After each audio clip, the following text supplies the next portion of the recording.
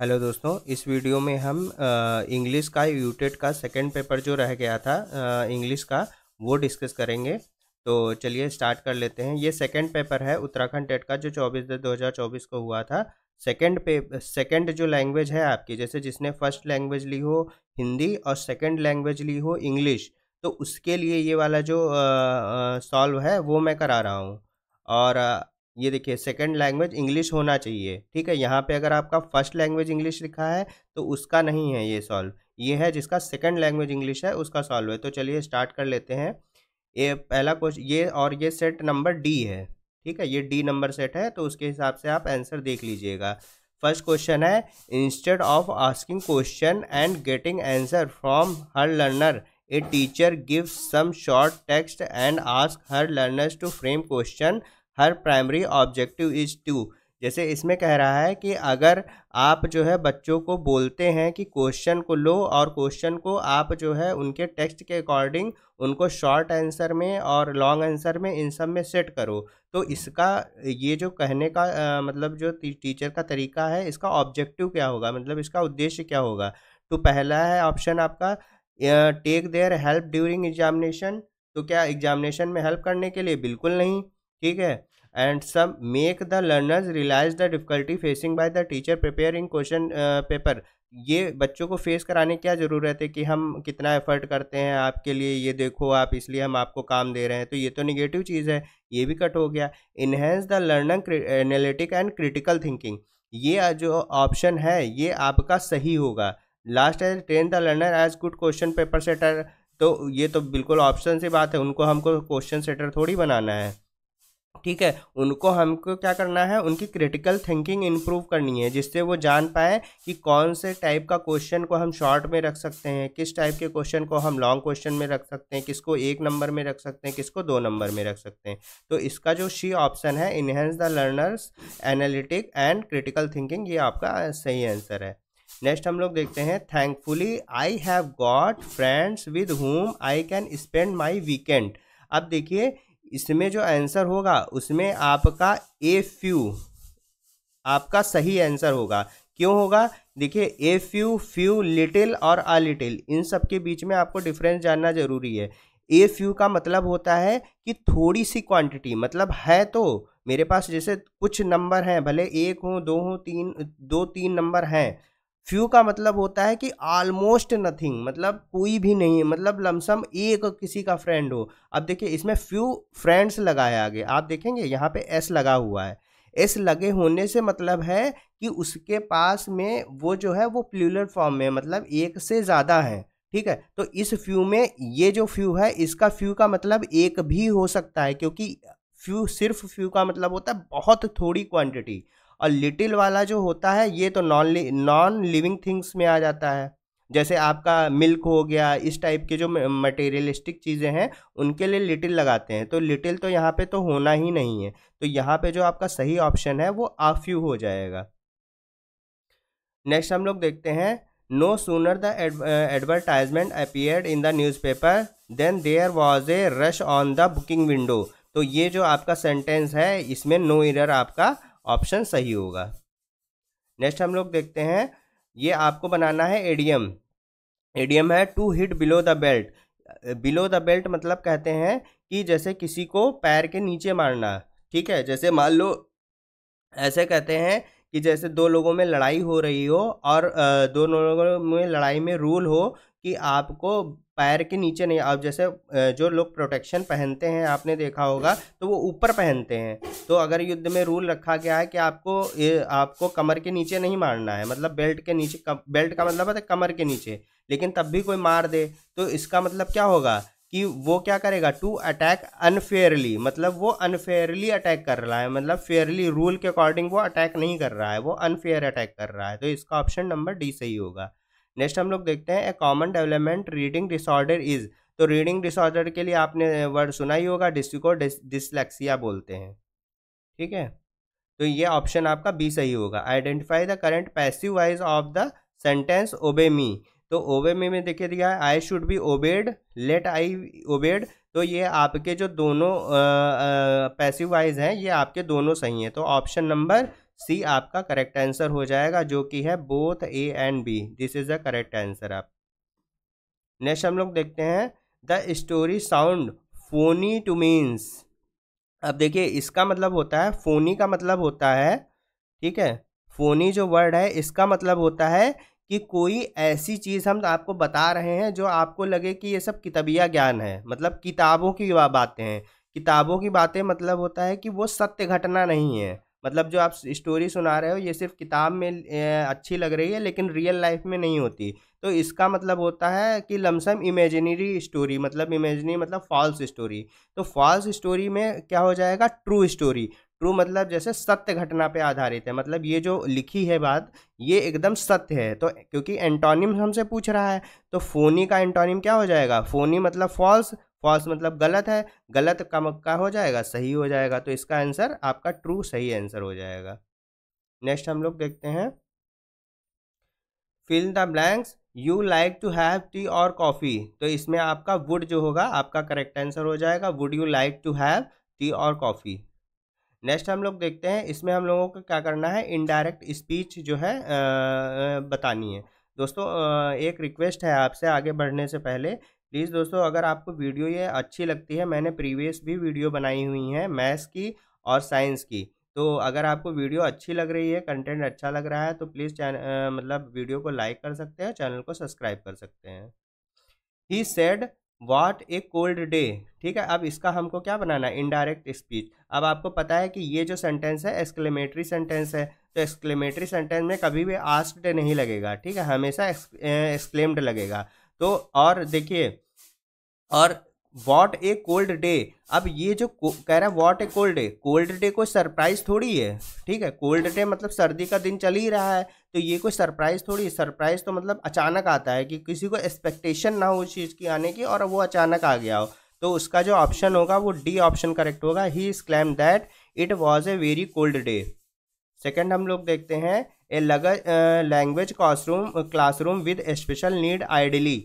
तो जो लैंग्वेज के क्लासरूम होते हैं वो स्पेशल नीड आइडली क्या होते हैं, integrated all type of student, all type of learner. जैसे आप अगर स्पेशल नीड वाले बच्चों को एक ही क्लासरूम में बिठाने का पर्पस होता है, ये नहीं है कि जिनको स्पेशल नीड है उनके आप एक अलग क्लास लगा दो उनको बिठा के, तो उसमें जो है सारे बच्चों को एक साथ में लेके चलना होता है। बस जो स्पेशल नीड वाले बच्चे होते हैं उन पे हमको थोड़ा एक्स्ट्रा एफर्ट करना पड़ता है, मतलब उनका एक्स्ट्रा ध्यान रखना पड़ता है, लेकिन आप पढ़ाएंगे उनको जो नॉर्मल बच्चे हैं उन्हीं के साथ में।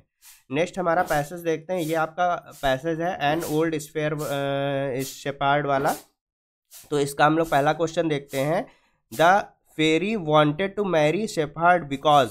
आप देखिए फेरी जो है वो वांटेड मैरी शेफर्ड से क्यों शादी करना चाहती थी। अगर आप ऊपर आएंगे तो ऊपर में देखिए आपको कहाँ मिलेगा, ये मिलेगा, he played so sweetly that I loved a fairly come and listen to him, would you like to marry me and play to me with my castle। मतलब कि क्योंकि वो अच्छा बांसुरी बजाता था, फ्लूट अच्छा बजाता था, इसका इसीलिए जो है वो उससे जो है मतलब क्या हो गई, इम्प्रेस हो गई। तो क्या लिखेंगे, he could play sweetly on the flute and she loved it, ठीक है। नेक्स्ट हम लोग देखते हैं, नेक्स्ट है when the fairy put a ring on his finger the shepherd। तो ये क्या होगा, इसका ऑप्शन होगा चेंज इनटू ए हैंडसम यूथ। अब आपको दिखा भी देते हैं इसका है कहाँ पे, अगर आप ऊपर जाएंगे तो ये आपको मिल जाएगा यहाँ पे, यहाँ पे देखिए, the fairy put a ring on his finger at once he become a handsome young man dressed in princely robes, ठीक है। तो ये आपका आंसर इसमें करेक्ट हो जाएगा, change into handsome youth. Next हम लोग देखते हैं, find out the word from the passage which mean dreadful. देखिए ड्रेडफुल का मतलब होता है कि घटिया, मतलब कोई भी चीज़ डरावनी हो, बहुत ज़्यादा डरावनी हो, बहुत ज़्यादा ऐसी हो, तो उसके लिए। और देखिए one out from the passage which means, इसका मीन बताना है, तो मतलब डरावनी क्या मतलब होगा, हॉरिबल, तो इसका हॉरिबल ऑप्शन सही हो जाएगा। नेक्स्ट हम लोग देखते हैं, व्हेन द शेफर्ड रीच्ड रोम ही। अब देखिए मतलब जब शेफर्ड जो होता है वो रोम पहुंचता है तो वो क्या करता है, पहला है wanted to marry the queen of the Italy, met his friends there, और to be his parent permission to marry fairy made the king of Italy. अब इसका अगर ऑप्शन देखेंगे आपको यहाँ पे देखेंगे, ये देखिए यहाँ पे लिखा है as he rode in the state of Rome. जैसे ही वो मतलब रोड स्टेट ऑफ रोम की रोड पे पहुंचता है, he met a young queen of Italy. तो क्वीन ऑफ इटली है तो किंग का तो मतलब ही नहीं बनता है, तो ये तो किंग तो हमने ऐसे ही काट दिया। फिर आगे देखते हैं, who invited him to her palace the shepherd saw that he had won the queen's heart. ठीक है, मतलब वो क्वीन का हृदय जीत सकता है। He resolve to marry her and became the king of Italy and let the fairy go. ठीक है, तो इसका मतलब क्या हो जाएगा, planned to marry the queen of Italy. ये आपका सही आंसर हो जाएगा। नेक्स्ट हम लोग देखते हैं, the queen ordered the shepherd to be wiped out of the palace because he. अब इसका आंसर देखिए आपको कहाँ मिलेगा, अगर आप पीछे आएंगे तो यहाँ पे आपको मिलेगा ये देखिए, marry me I help but as soon as इस पर हिंट। हाँ, यहाँ पे देखिए, marry me desert I will dressed I will help you to govern Italy but as soon as he spoke he turn into old man and ragged shepherd. What is the horrible beggar doing here, the queen of wipe out from the palace. ठीक है, तो इसका जो option हो जाएगा, ही turn old and अगली, तो ये ऑप्शन आपका करेक्ट हो जाएगा। नेक्स्ट हम लोग देखते हैं, आपका बताना है कि which fill in the blanks by selecting appropriate option. Appropriate option बताना है, this work ought to have. तो देखिए ऑट जो है सेकंड फॉर्म होती है, ठीक है, और सिर्फ सेकंड फॉर्म लगी है, इसका मतलब ये आपका पास्ट टेंस में आएगा। ठीक है, पास्ट टेंस में आएगा, और पास्ट टेंस में वो भी परफेक्ट टेंस आएगा, ये परफेक्ट टेंस, तो इसलिए परफेक्ट आएगा, इसलिए इसमें हैड डन होगा, तो हैड डन आपका करेक्ट ऑप्शन होगा। नेक्स्ट हम लोग देखते हैं, man can not live fill in the blanks है ब्रेड अलोन। तो इसका जो सही ऑप्शन होगा वो बाई होगा, यहाँ पे बाई हो आपका करेक्ट ऑप्शन होगा।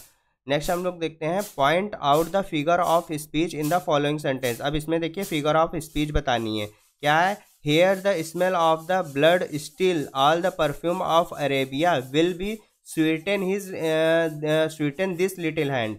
तो ये वाला जो सेंटेंस है ये आपका हाइपरबोल है। हाइपरबोल मतलब होता है कि किसी चीज़ को बहुत बढ़ा चढ़ा के बोलना, कि मतलब कोई चीज़ हो थोड़ी सी हो अच्छी, लेकिन आप उसको इतना बढ़ा चढ़ा के बोल दे रहे हो कि वो हाइपर बोल लगने लगे। ठीक है, तो इसका जो ऑप्शन होगा बी सही होगा, हाइपर बोल। नेक्स्ट हम लोग देखते हैं, choose the word of correct spelling. तो इसकी जो ऑप्शन डी है, AFFIDAVIT, ये आपका करेक्ट ऑप्शन सही हो जाएगा, एफिडेविट। नेक्स्ट हम लोग देखते हैं, scanning and skimming are strategies for. ये तो पता है, स्कैनिंग क्या मतलब होता है कि कोई भी पैराग्राफ लिखा हो और उसमें से आप कोई वर्ड आपको ढूंढना हो, तो जल्दी जल्दी से आप पैराग्राफ को क्या करेंगे, स्कैनिंग कर देंगे। और स्कीमिंग का मतलब होता है संक्षेप में, मतलब कोई बहुत बड़ी स्टोरी है और आप उसको, जैसे मूवी किसी को आप बता रहे हैं, तो आप 2 घंटे की मूवी देख के आते हैं, उसको आप 10 मिनट में एक्सप्लेन कर देते हैं, तो उसको कहते हैं स्कीमिंग। तो ये दोनों जो पार्ट होते हैं वो रीडिंग के पार्ट होते हैं।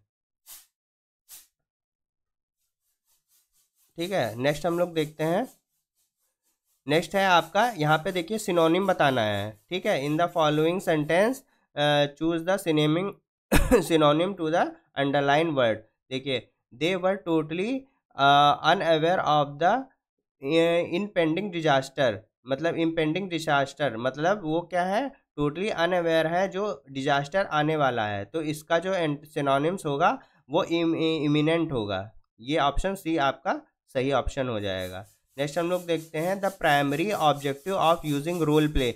रोल प्ले का जो प्राइमरी ऑब्जेक्टिव क्या होता है, ऑप्शन है आपका, to evaluate dialogue skill, to promote reading habit, to improve communicative competence and to develop acting talent. तो ये तो होगा नहीं, ये भी नहीं होगा, ऑप्शन जो सी है, to improve the communicate competence, ये आपका जो है ऑप्शन सही हो जाएगा।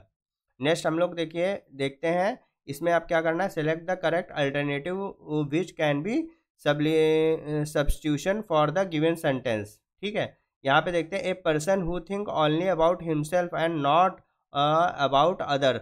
देखिए जो पर्सन खुद के बारे में सोचता है और किसी अदर के बारे में नहीं सोचता है, इसको पता है क्या कहते हैं, ईगो सेंट्रिक कहते हैं। ये तो आपको पता ही होगा, ईगो सेंट्रिक होगा आंसर इसका। Choose the noun form of select, तो नाउन सेलेक्ट का नाउन फॉर्म होता है सिलेक्शन, ये आपका करेक्ट आंसर है।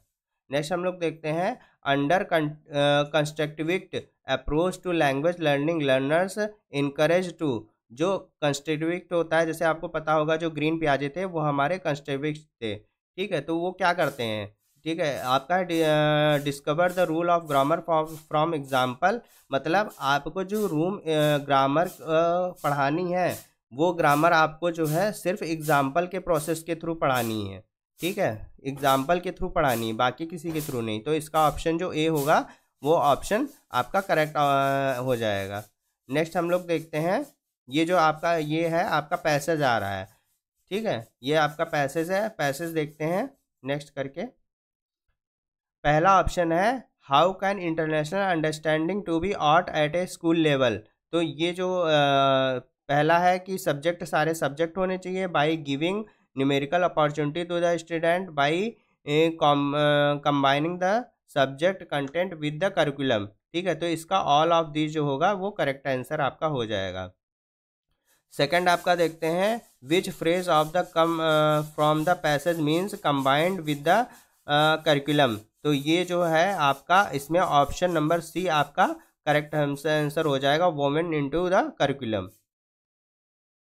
नेक्स्ट हम लोग देखते हैं what are the two stages where the international understanding should be taught as separate subject, तो ये क्या इंटरनेशनल अंडरस्टैंडिंग को क्या करना चाहिए, सब्जेक्ट सेपरेट सब्जेक्ट कब बनाना चाहिए, जब आप अंडर ग्रेजुएट या पोस्ट ग्रेजुएट स्टेट में हो। इसका आंसर देखिए यहीं पे मिल जाएगा आपको, ये देखिए लिखा है at the higher education level international education can be prescribed as a separate subject of study, in fact the present situation India broadly confirm, ये तो इतना जो है आपको आंसर इसमें मिल जाएगा। Which form of the passage means agree with का होता है कि मतलब एक जैसी कंडीशन हो, एक जैसी कंडीशन मतलब एक दूसरे के समझ लो सिमिलर हो, तो सिमिलर के लिए हम आइडियल लगाते हैं, जैसे कह देते हैं ना कि दो चीज़ें आइडियल है, आइडियल मतलब जो प्रॉपर्टी इसकी है वही प्रॉपर्टी दूसरे में भी है, ठीक है। तो इसका आइडियल आपका सही आंसर होगा। ये देखिए which of the following statement on the basis is not true, अब नॉट ट्रू कह रहा है मतलब ये पहला ऑप्शन देखिए international understanding should be woven into the school curriculum, ये आपका बिल्कुल सही है। अगर आप देखेंगे प्रीवियस में ये कहाँ पे आपको मिल जाएगा, ये देखिए instead it should be woven into the school curriculum and the numerous opportunity that present themself while teaching normal school subject, ठीक है। तो ये आपका क्या होगा, ये सही होगा। Curriculum load is quite heavy, ये देखिए कहाँ पे लिखा है, ये देखिए लिखा है दिस में बी इंटेलिजेंट, यहीं पे कहीं पे लिखा था, ये देखिए stage as add to the curriculum load which is already too heavy, ये देखिए लिखा curriculum load which is already too heavy, मतलब ये भी आपका ऑप्शन सही हो गया। अब ये देखिए at the higher school level international education should be separate subject, ये तो आपको अभी ऊपर ही बताए हैं कि ऊपर ये, तो ये वाला जो ऑप्शन होगा ये वाला ऑप्शन आपका करेक्ट ऑप्शन हो जाएगा कि मतलब ये वाला जो स्टेटमेंट है वो नॉट ट्रू है, क्योंकि देखिए इसमें ह्यूमैनिटीज़ की बात की गई है और ह्यूमैनिटीज़ सब्जेक्ट कहीं पर नहीं आया है। सब्जेक्ट इसमें कौन कौन से आए हैं, देखिए हिस्ट्री है, geography, economics, politics, science, international relation, international laws, international organisation, ये सारे जो है टॉपिक है, ना कि ह्यूमैनिटीज़ कहीं पर भी टॉपिक है। तो ये ऑप्शन आपका सही हो जाएगा। तो ये वीडियो यहीं पे ख़त्म होती है। दोस्तों अगर वीडियो आपको अच्छी लगी हो तो प्लीज़ इस वीडियो को लाइक करिएगा और चैनल को सब्सक्राइब करिएगा। वीडियो देखने के लिए आपका बहुत बहुत धन्यवाद, और जो भी आपके सुझाव हों वो आप कमेंट सेक्शन में आप हमें बता सकते हैं।